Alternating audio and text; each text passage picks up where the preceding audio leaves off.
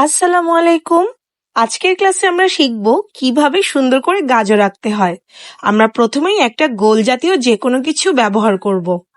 সেটা দিয়ে আমরা পুরো একটি গোল আঁকিয়ে নিব। এরপরে ঠিক গোল বরাবর আমরা নিচে একটি বিন্দু দিব। চেষ্টা করব একটু বেশি নিচে দেওয়ার, কারণ গাজর একটু লম্বা হয়। এরপরে আমরা স্কেলের সাহায্যেও একটি টান দিতে পারি, বা আমাদের যে রং পেন্সিল আছে সেটিও ব্যবহার করে আমরা দুই পাশে দুটি টান দিয়ে দিব, অনেকটা ত্রিভুজ আকৃতি। নিচের অংশটি আমরা একটু গোল করে দিব। তারপরে দুই পাশে গাঢ় টান দিয়ে গাজরের যে চোকা অংশটা আছে সেটিকে একটু মসৃণ ভাবে দেওয়ার চেষ্টা করব। এরপরে গাজরের মাথার ওপর একটি অর্ধবৃত্তের মতো টান দিব। একটি ইরেজারের সাহায্যে আমরা অপ্রয়োজনীয় অংশগুলো মুছে ফেলব। এরপরে আমরা গাজরের ওপরে দুই পাশে দুটি বাঁকা টান দিয়ে এবং চিকন চিকন কিছু লাইন ব্যবহার করে গাজরের বোটা বা ছোট ছোট অংশগুলো দিয়ে দিব। ভিতরে দুই একটি টান দিয়ে গাজরের ডাইমেনশন বুঝাবো। হয়ে গেল খুব সহজে গাজর। গাজরে আমরা তিনটি রং ব্যবহার করব, গাঢ় সবুজ, টিয়া এবং কমলা। প্রথমেই আমরা গাঢ় সবুজ দিয়ে ডালগুলোর এক সাইডটা গাঢ় করে কালার করে নিব। চেষ্টা করব রং যেন দাগের বাহিরে না চলে যায়, তাহলে আমাদের ছবিটি সুন্দর হবে। এর পরবর্তীতে আমরা টিয়া রং ব্যবহার করে বাকি অংশটি পূরণ করে দিব। দেখো দেখতে কতটা সুন্দর লাগছে। এরপরে আমরা কমলা রং ব্যবহার করব। প্রথমেই গাজরের চারি সাইড দিয়ে সুন্দর করে ধীরে ধীরে আউটলাইন করে নিব।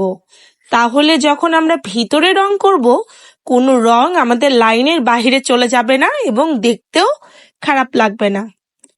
এই কাজটি আমরা অত্যন্ত সতর্কতার সহিত ধীরে ধীরে সময় নিয়ে করব এবং চেষ্টা করব রংটি যেন গাঢ়ভাবে হয়।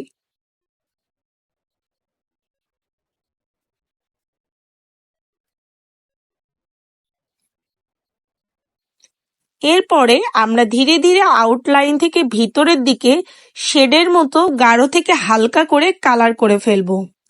মাঝখানে একটু লাইট ভাব আনার জন্য আমরা হলুদ রংটি গাঢ় করে গাজরের মধ্যখানে বা মাঝখানে ব্যবহার করব। দেখো আমি কিন্তু চারপাশে সাদা রেখেছি। এরপরে আমরা শেডের মাধ্যমে কমলা রংটি হলুদ রঙের সাথে মিশিয়ে কালার করব। এতে করে আমাদের গাজরটি যে গোল তা বোঝা যাবে। তোমরা দেখতে পাচ্ছ আমি সাইড থেকে গাঢ় গাঢ় করে রং করে নিয়ে মাঝে হালকা হালকা করে মিশিয়ে দিচ্ছি হলুদ রংটির সাথে।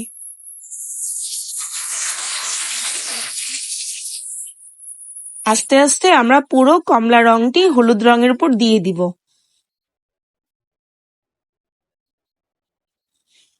এইভাবে আমাদের গাজরটি শেষ হয়ে গেল। নিচে আমরা একটু হলুদ রং ব্যবহার করে শেড বুঝিয়ে দিব। ধন্যবাদ সবাইকে আজকের ক্লাসের জন্য। অতিরিক্ত যে কোনো জিনিস আমরা ইরেজারের সাহায্যে মিশিয়ে দিব। একটু কালো রং ব্যবহার করতে পারি সাইডগুলোকে আরো ভালোভাবে বোঝানোর জন্য।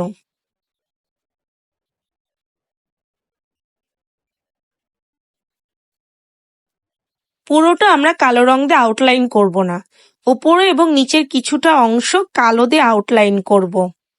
হয়ে গেল আমাদের গাজর। ধন্যবাদ।